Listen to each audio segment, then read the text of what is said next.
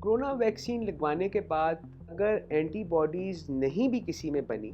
तो ये ज़रूरी नहीं है कि इम्यून सिस्टम ने उसके खिलाफ कोई कार्रवाई नहीं की।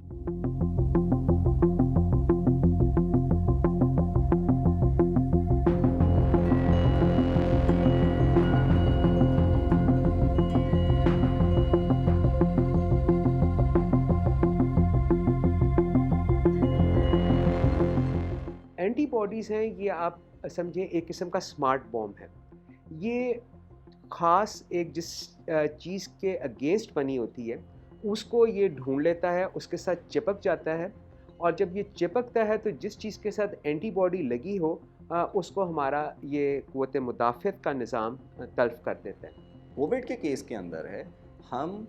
वायरस से इन्फेक्टेड इंडिविजुअल की एंटीबॉडी टेस्टिंग के लिए प्रोसीड कर सकते हैं, लेकिन वैक्सीन जब हम किसी को लगी हो और वो ये सोचे कि सिमिलर वे से एंटीबॉडीज़ बनने के अमल से गुजरते हुए वो उसको डिटेक्ट कर पाएगा, तो ये एक गलत बात है।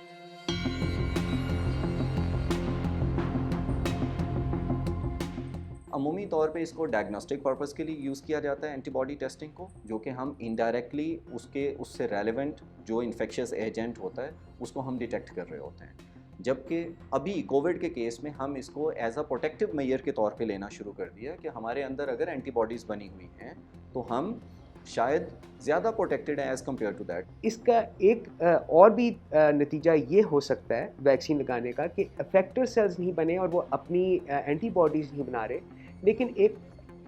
हिस्सा जो है हमारा इम्यून सिस्टम का, उसको हम कहते हैं मेमोरी सेल्स। अगर कोई शख्स एंटीबॉडीज़ नहीं भी बना रहा और उसने मेमोरी सेल्स बना लिए हैं, तो उसका नतीजतन ये होगा कि अगर वो शख्स खुदा ना खास्ता कोरोना वायरस उसके अंदर आता है, तो उसको बड़ी तेज़ी के साथ तल्फ़ कर सकेगा अगर उसने वैक्सीन नहीं लगवाई होगी उसकी बनिस्बत। जिन लोगों ने वैक्सीन लगवाई है और उनके बी सेल्स और टी सेल्स मेमोरी वाले बन गए हैं, तो ये मुमकिन है कि वो मौजूद हों और उन लोगों को तहफ़्फ़ुज़ फ़राहम कर रहे हों, लेकिन उनको उनकी डिटेक्शन उस तरह से ना हो पा रही हो। जहाँ तक बात है उनको डेवलप करने के हवाले से कि हम उनको कैसे डिटेक्ट कर सकते हैं, तो इस डेवलपमेंटल प्रोसेस के अंदर तमाम कंपनीज़ और डिफरेंट कंट्रीज़ के अंदर रिसर्च जो है वो कंटिन्यूड है, जो अगले कुछ टाइम के बाद हमारे पास ऐसे मैकेनिज़्म भी मौजूद होंगे कि हम स्पेसिफ़िक वैक्सीन के लगने के बाद बनने वाली ख़ास तौर पे जो एंटीबॉडीज़ हैं उनको डिटेक्ट भी कर पा रहे हों।